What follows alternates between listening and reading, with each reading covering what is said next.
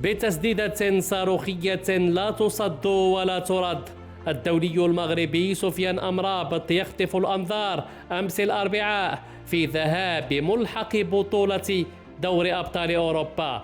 النجم المغربي سجل هدفا في خسارة ناديه فنربخشة التركي أمام مستضيفه فاينورد بنتيجة هدفين مقابل هدف واحد.